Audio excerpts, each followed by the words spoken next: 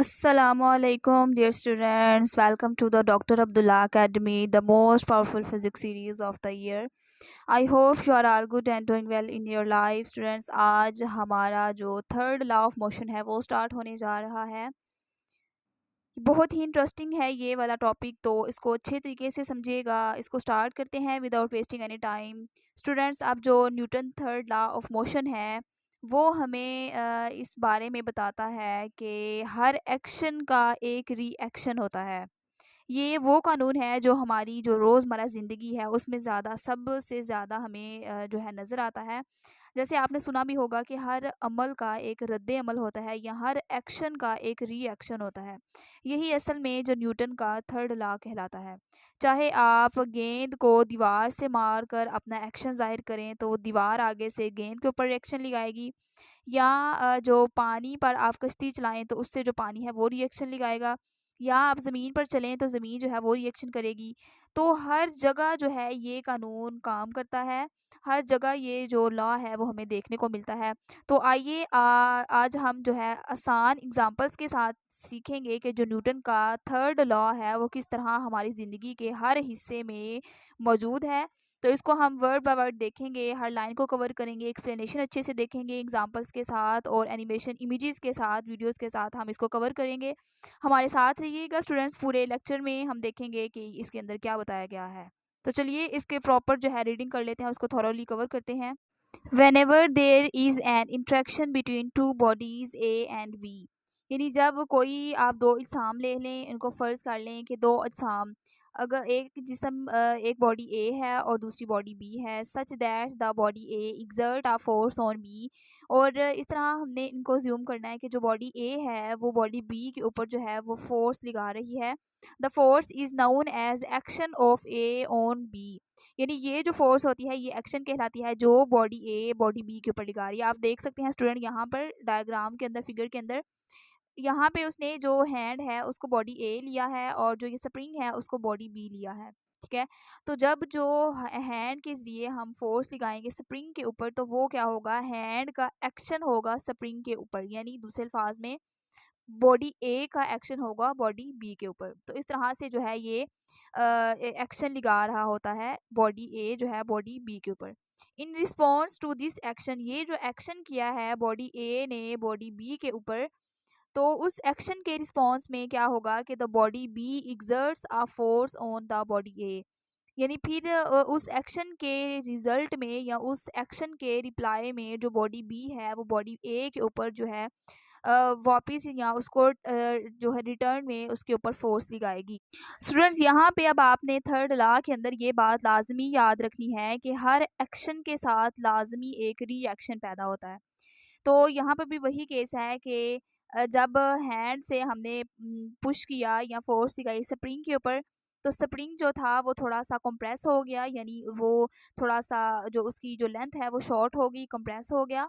तो जब फ़ोर्स को हम हटाएँगे तो क्या होगा कि जो स्प्रिंग है उसके अंदर जो फ़ोर्स हमने लगाई थी उस फ़ोर्स की वज़ह से उसके अंदर रिएक्शन पैदा हुआ, और वो फ़ोर्स जो है वो स्प्रिंग जो है वो दोबारा से ऊपर की तरफ उठेगा और जो उसकी लेंथ थी उसको रिस्टोर कर लेगा।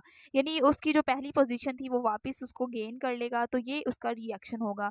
तो इसके अलावा स्टूडेंट हम दूसरी भी एग्ज़ाम्पल्स दे सकते हैं अपनी रोज़मर्रा ज़िंदगी में। जैसे आप देखते हैं कि जो आप एक बॉल को दीवार के साथ ऐसे मारते हैं, तो आप अगर तो रिएक्शन ना होता तो जो बॉल है वो दीवार के साथ जाके चिपक जाती या उधर ही रुक जाती। लेकिन क्या होता है कि बॉल जो है वो दोबारा उछल कर आपकी तरफ आ रही होती है। तो आपने क्या किया, एक्शन किया उस बॉल के ऊपर, उसको दीवार के साथ ऐसे मारा। तो जब दीवार एक्शन करेगी, रिएक्शन आगे से करेगी, रिएक्शन देगी, तो वो क्या होगा कि बॉल दोबारा से आपकी तरफ उछल कर आएगी। तो ये होता है स्टूडेंट रिएक्शन। इसके अलावा हम दूसरी एग्ज़ाम्पल ये भी ले सकते हैं कि जब आप दीवार को ज़ोर से धक्का देते हैं, उस पर फ़ोर्स लगा रहे होते हैं, तो जो दीवार होती है वो भी रिएक्शन में आपके हाथ को जो है बराबर की फ़ोर्स से वापस धक्का देती है।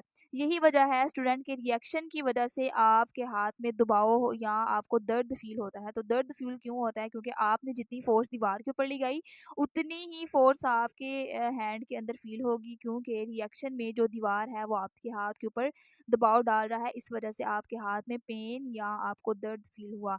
तो ये इसके अंदर एक इम्पॉर्टेंट ये कॉन्सेप्ट है, आपने इसको अच्छे तरीके से याद रखना है कि थर्ड लॉ के अंदर यही मेन कॉन्सेप्ट है कि हर एक्शन का एक रिएक्शन होता है। ये एक नेचुरल फिनोमिना है, ये कुदरती अमल है इस वर्ल्ड के अंदर कि हर एक्शन का एक रिएक्शन ज़रूर होता है। आगे चलते हैं, यहाँ पर उसने जो एग्ज़ाम्पल है इस स्प्रिंग को लेते हुए एग्ज़ाम्पल दी है कि for example when we press spring, कि जब हम स्प्रिंग को प्रेस करते हैं, जैसे हमने ऊपर देखा कि जब स्प्रिंग को कंप्रेस कैसे करेंगे कि हैंड के ज़रिए उस स्प्रिंग के ऊपर फोर्स लगाएँगे तो क्या होगा, the force exerted by our hand on the spring is action. जो फ़ोर्स हमने लगाई है उस स्प्रिंग के अंदर वो क्या होगी, हमारा एक्शन होगा, हमारे हाथ का एक्शन होगा। हमने उस स्प्रिंग के ऊपर जो है वो एक्शन लगाई, उसको धकेला, वो कंप्रेस हो गया, तो ये क्या था, एक एक्शन था। तो अब आपने जो है हाथ के ज़रिए स्प्रिंग को दबाया, तो आगे देख लेते हैं, our hand also experience a force exerted by the spring. जब हम स्प्रिंग को स्टूडेंट ज़ोर से पुश कर रहे होते हैं तो क्या होता है कि जो हमारा हाथ होता है वो भी बदले में एक फ़ोर्स को फ़ील कर रहा होता है। तो ये यही वजह है कि जब हम अपने हाथ को पीछे की तरफ खींचेंगे या हम अपने हाथ से जो है स्प्रिंग के ऊपर फ़ोर्स लगाएँगे तो उस फ़ोर्स से जो है एक्शन, उसको फ़ोर्स को हम एक्शन कह रहे होंगे कि ये एक्शन है, और उस एक्शन की वजह से जब स्प्रिंग रिएक्शन करेगी हाथ के ऊपर, यानी एक्शन किसने किया, हाथ ने स्प्रिंग के ऊपर, और रिएक्शन कौन करेगा, स्प्रिंग करेगा हाथ के ऊपर। तो जब बदले में ये देख सकते हैं आप, हाथ ने एक्शन किया स्प्रिंग के ऊपर और फिर नीचे से रिएक्शन लग रहा है किसके ऊपर, हाथ के ऊपर। तो ये आप यहाँ पे ये भी देख सकते हैं चीज़ के दोनों की जो डायरेक्शन है वो अपोजिट है। एक्शन की डायरेक्शन जो है वो डाउनवर्ड है और रिएक्शन की जो डायरेक्शन है वो ऊपर अपवर्ड है। तो इन दोनों की डायरेक्शन जो है वो एक दूसरे के बिल्कुल अपोजिट है। तो यहाँ पे ये भी पॉइंट ऐड किया जा सकता है कि एक्शन और रिएक्शन हमेशा मिकदार में बराबर, लेकिन इनकी जो डायरेक्शन होती है या जो इनकी सिमत होती है वो डिफरेंट होती है या उल्ट होती है एक दूसरे से। ठीक है? तो ये आपने यहाँ पे ये 2 पॉइंट्स याद रखने हैं। एक ये कि हर एक्शन का एक रिएक्शन होता है। दूसरी बात ये कि एक्शन और रिएक्शन मिकदार में बराबर, लेकिन जो इनकी डायरेक्शन होती है उसके अंदर ये डिफरेंट होते हैं या एक दूसरे के अपोजिट होते हैं। ठीक है? This is the force of reaction, यानी जो स्प्रिंग लगा रहा होता है हाथ के ऊपर वो क्या होगा, ये रिएक्शन हो जाएगा। Newton expressed these action and reaction forces in his third law of motion. Newton ने इनको अपने लॉ के अंदर जो है वो बयान किया, एक्शन और रिएक्शन की फोर्सेस को। इट इज स्टेटेड एज, उसने इनको इस तरह से बयान किया कि फॉर एवरी एक्शन, हर एक्शन का there is always an equal and opposite reaction, यानी हर एक्शन का एक इक्वल और अपोजिट रिएक्शन ज़रूर होता है। ऑलवेज यानी हमेशा, ये एक लॉ है, ये एक नेचुरल फिनोमिना है कि हमेशा हर एक्शन का एक रिएक्शन होगा जो कि इक्वल मिकदार में इक्वल होगा, लेकिन जो उसकी डायरेक्शन होगी वो अपोजिट होगी, जो कि अभी भी हमने यहाँ पे पढ़ा। ये आप देख सकते हैं कि एक्शन का एक रिएक्शन है और रिएक्शन जो है वो एक्शन के मिकदार के मुसावी है। ये देख सकते हैं आप, ये उतना ही ये एरो है, उतना ही ये एरो है, दोनों की लेंथ सेम है। तो जबकि इनकी जो डायरेक्शन है वो अपोजिट है, ये इस डायरेक्शन में है डाउनवर्ड की डायरेक्शन में, ये है अपवर्ड की डायरेक्शन में। सो इन दोनों की डायरेक्शन अपोजिट है, एक दूसरे के मुखालिफ है, जबकि इनकी मिकदार जो है वो सेम होती है। आगे चलते हैं students, since action and reaction do not act on the same body, के कहता है कि यहाँ पे चूंकि ऐसा होता है कि एक ही जिस्म के ऊपर नहीं लग रही होती, कौन कौन सी फोर्सेस, एक्शन और रिएक्शन की फोर्सेस एक ही जिस्म पर नहीं लग रही होती बल्कि मुख्तलिफ अजसाम पर जो है ये असरअंदाज होती हैं, but they act on two different bodies, और ये दोनों डिफरेंट बॉडीज पर एक्ट कर रही होती हैं। जैसे स्टूडेंट आपने देखा कि एक्शन की फोर्स किसके ऊपर लग रही थी, एक्शन की फोर्स लगाई थी हाथ ने स्प्रिंग के ऊपर, यानी एक्शन की फोर्स लगी थी स्प्रिंग के ऊपर, और फिर जब रिएक्शन की फोर्स लगेगी वो लगाएगा स्प्रिंग हाथ के ऊपर, यानी एक्शन हुआ स्प्रिंग के ऊपर और रिएक्शन हुआ हाथ के ऊपर।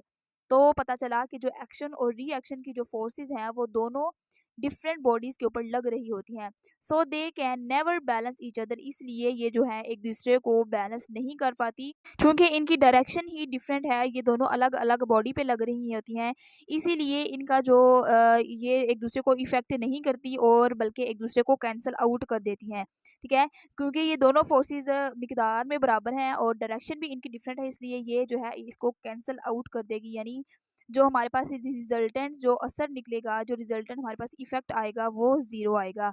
दस the Newton third law can also be expressed as follows कि हम इसको इस तरह भी लिख सकते हैं, if one body exerts a force on a second body, कि अगर एक जो बॉडी है दूसरे बॉडी के ऊपर फोर्स लगाएगी तो फिर क्या होगा कि the second body also exert an equal and opposite force on the first body, तो जो सेकंड बॉडी है वो भी उतनी ही मिकदार में इक्वल लेकिन अपोजिट डायरेक्शन में फोर्स लगाएगी। वही ऊपर जो हमने सारी एक्सप्लेनेशन की उसी को ही बयान कर रहा है कि उतनी ही फोर्स लगाएगा जितनी उस बॉडी के ऊपर लगेगी, वो रिस्पॉन्स में उस बॉडी पर उतनी ही फोर्स से लगा रहा होगा। आप यहाँ पे स्टूडेंट एक जो झूले की एग्जांपल देख लें कि जब झूले को ज़ोर से धक्का दिया जाता है तो झूले के ऊपर एक्शन लगता है। तो ये जो फोर्स होती है, यानी झूले को हमने फोर्स दी आगे की तरफ, तो जब झूला जो है आगे थोड़ा-सा मूव करके जब पीछे की जानिब मूव करेगा तो वो उसका क्या होगा, रिएक्शन होगा। यानी हमने फोर्स लगाई झूले के ऊपर आगे की तरफ तो झूला मूव करेगा पीछे की तरफ, तो वो उसका रिएक्शन हो जाएगा। क्या तो ये था, हर एक्शन का एक रिएक्शन होता है। आगे देखते हैं स्टूडेंट, यहाँ पर अब फोर्सेस एक्ट इन पेयर्स वाला टॉपिक नया स्टार्ट होने जा रहा है। हम इसको भी Newton third law of motion के अंदर ही स्टडी करेंगे कि ये क्या चीज़ होती है। कि इसका मतलब है कि जो फोर्सेस होती हैं वो हमेशा पेयर्स की शक्ल में या जोड़ों की शक्ल में लग रही होती हैं। मतलब ये है कि कोई भी जो फोर्स होती है वो अकेली नहीं होती, और जब जब मतलब एक फोर्स अमल कर रही होती है उसके साथ हमेशा दूसरी फोर्स भी होती है। कहीं भी एक फोर्स अकेली नहीं लग रही होती। उसके ऊपर दो जैसे यहाँ पे देखा, एक एक्शन लगाया दूसरा रिएक्शन जो है उसके मुखालिफ हुआ, तो जहाँ भी फोर्स लगेगी उसका हमेशा रिएक्शन ज़रूर आएगा।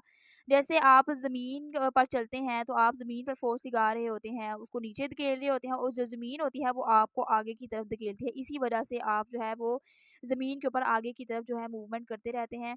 इसी तरह स्टूडेंट, जब जो परिंदा है वो हवा के अंदर अपने पर हिलाता है तो वो हवा को नीचे की तरफ धकेलता है, और हवा जो है वो ऊपर की तरफ उठा रही होती है। तो मतलब कि हर एक्शन का एक रिएक्शन, जैसे परिंदे ने हवा को नीचे की तरफ ऐसे धकेला, जब वो पर मारता है अपने, तो हवा को वो नीचे की जानिब पुश करेगा, तो हवा क्या करेगी, उस परिंदे को ऊपर उठा के रखेगी और वो परिंदा जो है वो ईज़िली हवा के अंदर उड़ सकेगा। तो उसने हवा को नीचे की जानिब धकेला और हवा ने उसको ऊपर की जानिब, यानी दोनों की एक्शन और रिएक्शन की जो डायरेक्शन है वो अपोज़िट थी। तो ये मतलब कि 2 फोर्सेस जहाँ भी लगेंगी 2 फोर्सेस ही लगेंगी। इसको स्टार्ट करते हैं। We have studied that forces act in pairs when two object interact, कि जब 2 बॉडीज़ इंटरैक्ट करती हैं तो जो फोर्सेस का पेयर जो है वो अमल करता है। जैसे हमने इसके केस में पढ़ा था कि इन दोनों बॉडीज़ ने इंटरैक्ट किया आपस में, यानी हाथ ने और स्प्रिंग ने, तो इसकी वजह से 2 फोर्सेस पैदा हुई। कौन-सी? एक एक्शन और दूसरी reaction. Action and reaction forces we often notice a force, यानी हम सिर्फ एक ही फोर्स को नोटिस करते हैं, that seems to make something happen, जिस चीज़ से हमें कोई एक्शन होता हुआ परफॉर्म होता हुआ नज़र आ रहा होता है, हम सिर्फ उसी फोर्स को नोटिस में लाते हैं। But usually we do not notice the other force involve, लेकिन जो दूसरी फोर्स इन्वॉल्व होती है हम उसको नोटिस में नहीं लाते। जैसा कि स्टूडेंट हमने हाथ से स्प्रिंग को नीचे पुश किया था, तो हम देखते हैं कि इस फोर्स की वजह से जो स्प्रिंग है वो कंप्रेस हो गया, जबकि हम दूसरी जो फोर्स है जो रिएक्शन में लग रही होती है, जिसकी वजह से हमारे हाथ के ऊपर दबाव फील होता है, हम उसको निग्लेक्ट कर देते हैं, हम उसको इतना नोटिस में नहीं लाते। तो यही बात कह रहा है कि हम सिर्फ उसी फोर्स को काउंट करते हैं, उसी फोर्स को हम ध्यान में लाते हैं जिसकी वजह से कोई एक्शन परफॉर्म हो रहा होता है। हम देखते हैं कि कुछ चेंजिंग्स आ रही हैं, हमें वही जो है जो नोटिस में हम लाते हैं या हमें वही समझ आ रही होती है। जो दूसरी फोर्स इन्वॉल्व होती है वो हमें जो है नज़र नहीं आती या हम उसको नोटिस में नहीं लाते। Here are some examples of pairs of forces involved in according to the accordance with the Newton third law of motion। यहाँ पे स्टूडेंट कहता है कि पेयर ऑफ फोर्सेस की यहाँ पे कुछ एग्जांपल्स दी गई हैं, आप इनको देखिए और अच्छे से समझिए कि किस तरह जो फोर्सेस होती हैं वो पेयर के अंदर जो है वो एक्ट कर रही होती हैं। Consider a book block laying on a table, के एक जो ब्लॉक है, ब्लॉक को टेबल के ऊपर रखा गया है। अब ये जो एग्ज़ाम्पल है ये हमें स्टैटिक कंडीशन के अंदर, यानी जब एक जो ब्लॉक है वो बिल्कुल एक रेस्ट की कंडीशन में है, बिल्कुल एक मूवमेंट नहीं कर रहा, रेस्ट की हालत में टेबल के ऊपर पड़ा हुआ है। तो रेस्ट की हालत में एक्शन और रिएक्शन की जो हालतें हैं वो हमें समझने में मदद देता है। अब जो ब्लॉक है वो अपने पूरे वेट के साथ जो है टेबल के ऊपर दबाव डाल रहा है, और जो टेबल है इसे वापस जो है ऊपर की तरफ धकेल रही है। ये आप देख सकते हैं टेबल जो ये ब्लॉक है वो अपना वेट नीचे की जानिब लगा रहा है और जो टेबल है वो बुक के ऊपर ऊपर की तरफ फोर्स लगा रहा है, जिसकी वजह से जो बुक है वो स्टेबल है टेबल के ऊपर पड़ी हुई। The force acting downward on the block is the weight, यानी जो ब्लॉक है वो अपना जो वेट है वो नीचे की जानिब, क्योंकि हर बॉडी का जो वेट होता है वो नीचे की जानिब होता है क्योंकि ग्रेविटी की फोर्स की वजह से। ये हमने ग्रेविटेशनल फोर्स के अंदर भी पढ़ा था। तो इसका जो वेट है वो नीचे की जानिब एक्ट कर रहा है। The block exerts a downward force on the table, इसलिए जो ब्लॉक है वो टेबल के ऊपर एक डाउनवर्ड फोर्स लगाएगी equal to its weight W, यानी उस फोर्स को हम क्या कहेंगे, डब्ल्यू कहेंगे, क्योंकि वो उसका वेट है जिसकी वजह से वो नीचे की जानिब जो है वो एक्ट करता हुआ मालूम हो रहा होता है। The table also exerts a reaction force F N on the table on the block, कि टेबल जो होता है वो एज अ रिएक्शन इसके ऊपर ब्लॉक के ऊपर एक रिएक्शन फोर्स लगा रहा होता है जो कि एफ एन यानी नॉर्मल फोर्स। हमने पढ़ा था कि जो नॉर्मल फोर्स होती है वो कौन सी फोर्स होती है, आप देख सकते हैं कि पीछे जाके पिछले लेक्चर्स में हमने रीड किया था नॉर्मल फोर्स क्या होती है। नॉर्मल फोर्स स्टूडेंट एक ऐसी फोर्स होती है जब एक बॉडी के ऊपर या एक ऑब्जेक्ट के ऊपर हम दूसरा ऑब्जेक्ट रख दें, तो जो पहले वाला नीचे वाला ऑब्जेक्ट होता है वो ऊपर वाले ऑब्जेक्ट के ऊपर एक फोर्स लगा रहा होता है एक परपेंडिकुलर डायरेक्शन में, उसको हम कह रहे होते हैं कि ये एक नॉर्मल फोर्स है। तो सेम इसी केस में ये देखिए, जब हमने टेबल के ऊपर ब्लॉक को रखा था तो टेबल ब्लॉक के ऊपर एक फोर्स लगाएगा जो कि परपेंडिकुलर डायरेक्शन में होगी, तो उसको हम कहेंगे एफ एन या नॉर्मल फोर्स। तो ये देखिए ब्लॉक ने टेबल के ऊपर लगाई, अब टेबल ने ब्लॉक के ऊपर लगाई, तो दोनों की जो मैग्नीट्यूड है वो सेम है लेकिन डायरेक्शन अपोजिट है। इसकी डायरेक्शन अपवर्ड है, इसकी डायरेक्शन डाउनवर्ड है। The two forces on the block balance each other and the block remains at rest. चूंकि स्टूडेंट्स ये दोनों फोर्सेस जो हैं इनकी डायरेक्शन सेम नहीं है, एक ऊपर की जानिब है एक नीचे की जानिब है, इसलिए कोई भी इफेक्ट नहीं पड़ेगा ब्लॉक के ऊपर, इसलिए जो ब्लॉक है वो रेस्ट की हालत में जो है वो रिमेन रहेगा या मेंटेन, उसकी जो रेस्ट कंडीशन है वो मेंटेन रहेगी, उसके ऊपर कोई भी चेंजिंग नहीं आएगी। अब हम देख लेते हैं कि अगर ये तो हमने देखा था कि अगर रेस्ट की हालत में है तो वो किस तरह स्टेबल रहेगा। अब हम देखेंगे कि अगर कोई बॉडी मोशन में है तो वो किस तरह स्टेबल रहेगी। When a bullet is fired from a gun, the bullet moves in the forward direction with the force F। यहाँ पे अब स्टूडेंट बंदूक की और गोली की एग्जांपल बताई जा रही है कि जब हम गोली को फायर करते हैं बंदूक से गन की मदद से, तो क्या होता है कि जो बुलेट होती है या जो गोली होती है वो फॉरवर्ड डायरेक्शन में बहुत स्पीड के साथ एक फोर्स के साथ निकलती है और सीधी मूव कर जाती है। ये आप देख सकते हैं, ये गन है, इसके अंदर से हमने इस जो बुलेट है उसको फायर किया तो वो एक फॉरवर्ड डायरेक्शन में जा रही है एफ फोर्स एफ की वजह से। This is the force of action. ये अब एक एक्शन की फोर्स है, यानी हमने यहाँ पे जो फोर्स लगाई यहाँ पे, तो इसके थंब की वजह से यहाँ फिंगर के जरिए हमने यहाँ पे जो फोर्स लगाई उसकी वजह से फोर्स लगी बुलेट के ऊपर और बुलेट जो है वो फॉरवर्ड डायरेक्शन में बहुत स्पीड के साथ मूव करती जा रही है। तो ये एक्शन लगा उस बुलेट के ऊपर, ठीक है। अब क्या होगा कि अब रिएक्शन देखते हैं। The gun recoils in the backward direction with the reaction force R. अब जो बंदूक है वो आपने गौर किया होगा कि जो बंदूक से जब गोली चलाई जाती है तो बंदूक के ऊपर जो है एक बैकवर्ड फोर्स लग रही होती है, तो बंदूक जो है वो पीछे की जानिब झटका खाती है। इसी वजह से जो स्टूडेंट फौजी होते हैं या जो शिकारी होती हैं जब बंदूक चलाते हैं तो वो इसे मजबूती से पकड़ते हैं ताकि जो उस फोर्स का जो असर है वो कम हो सके। तो यहाँ से स्टूडेंट दो एग्जांपल पढ़ते हमें समझ आ गई कि किस तरह रेस्ट की हालत में एक्शन और रिएक्शन की फोर्स लगेगी और किस तरह मोशन की कंडीशन में एक्शन और रिएक्शन की फोर्स लगेगी।